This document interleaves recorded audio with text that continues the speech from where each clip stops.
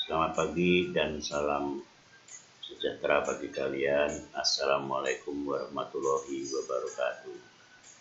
Selamat bertemu kembali dengan pembelajaran PPKN.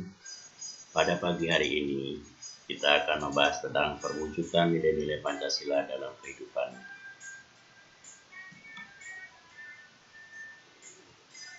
Mari kita mulai.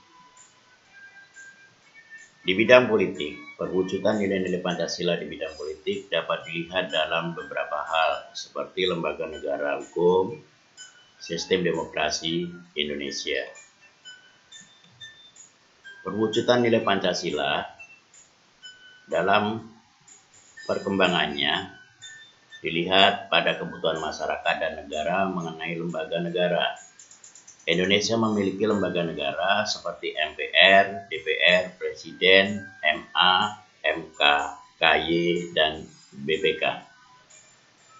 Badan legislatif di Indonesia itu adalah MPR dan DPR. Sedang badan eksekutif di Indonesia itu adalah Presiden. Dan badan yudikatif di Indonesia itu adalah Mahkamah Agung atau MA. Perwujudan nilai Pancasila pada sistem hukum nasional berdasarkan Pancasila sebagai sumber dari segala sumber hukum, yang artinya semua peraturan atau perundang-undangan yang berlaku tidak boleh bertentangan dengan nilai-nilai Pancasila. Dalam demokrasi Pancasila, perwujudan nilai Pancasila dapat dilihat dengan mengutamakan musyawarah dalam mengambil keputusan.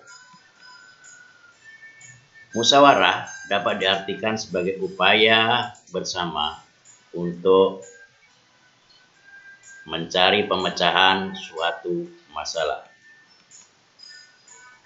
Demokrasi yang kita kembangkan adalah demokrasi Pancasila. Suatu demokrasi yang tumbuh dari tradisi nilai-nilai budaya bangsa selama ini. Demokrasi yang mengutamakan musyawarah mufakat dan kekeluargaan.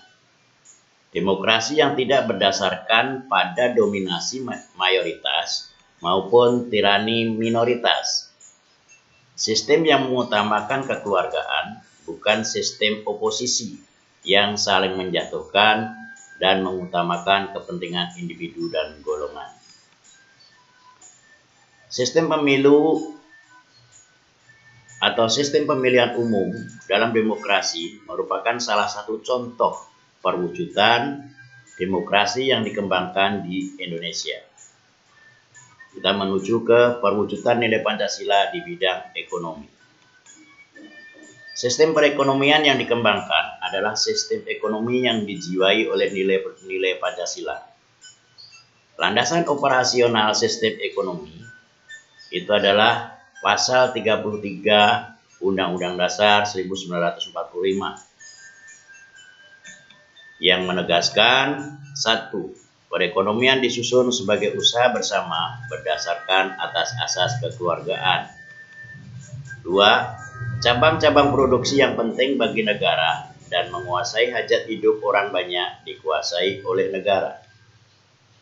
Bumi dan air dan kekayaan alam yang terkandung di dalamnya dikuasai oleh negara dan dipergunakan sebesar-besarnya untuk kemakmuran rakyat. Yang keempat, perekonomian nasional diselenggarakan berdasarkan atas demokrasi berkelanjutan, berwawasan lingkungan, kemandirian, serta menjaga keseimbangan dan kemajuan dan kesetaraan ekonomi nasional. Badan usaha yang sesuai dengan demokrasi ekonomi di Indonesia itu adalah koperasi. Kita menuju yang ketiga, perwujudan nilai-nilai Pancasila di bidang sosial dan budaya. Perwujudan nilai Pancasila di bidang sosial budaya dapat terlihat pada hal-hal berikut. Dapat menghargai keragaman budaya yang ada di Indonesia, melestarikan keragaman budaya di Indonesia, perkembangan nilai-nilai sosial dan budaya masyarakat menuju modernisasi yang dijiwai oleh Pancasila, bukan menuju ke westernisasi. Perkembangan kebudayaan nasional yang berakar pada kebudayaan daerah yang luhur dan beradab, serta menyerap nilai-nilai budaya asing yang sesuai dengan nilai-nilai Pancasila untuk memperkaya budaya bangsa. Sikap yang harus dihindari dalam perwujudan nilai Pancasila di bidang sosial budaya itu adalah sikap feodal, sikap eksklusif, dan paham kedaerahan yang sempit, yaitu paham yang menganggap daerahnya lebih tinggi dari daerah yang lain, serta budaya asing yang bertentangan dengan nilai-nilai Pancasila perlu dicegah perkembangannya dalam proses pembangunan.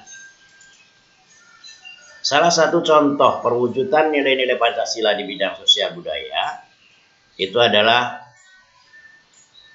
Tari Serampang 12 yang berasal dari Sumatera Utara. Perwujudan nilai-nilai Pancasila di bidang pertahanan dan keamanan. Perwujudan nilai Pancasila di bidang pertahanan dan keamanan berdasarkan pada pasal 27 ayat 3 dan pasal 30 ayat 1. Pasal 27 ayat 3 berbunyi bahwa setiap warga negara berhak dan wajib ikut serta dalam upaya pembelaan negara. Pasal 30 ayat 1 menyatakan bahwa tiap-tiap warga negara berhak dan wajib ikut serta dalam usaha pertahanan dan keamanan negara.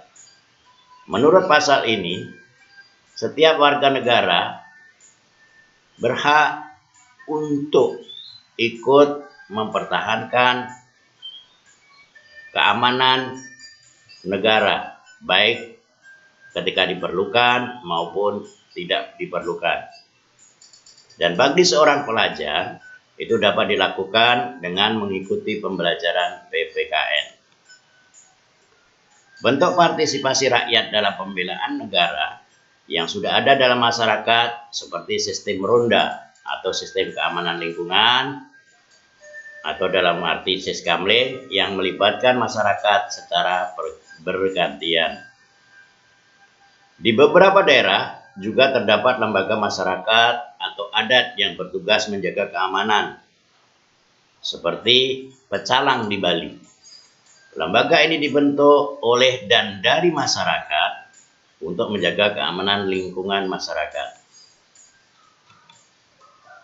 Saya kira itu materi yang bisa Bapak berikan pada kalian.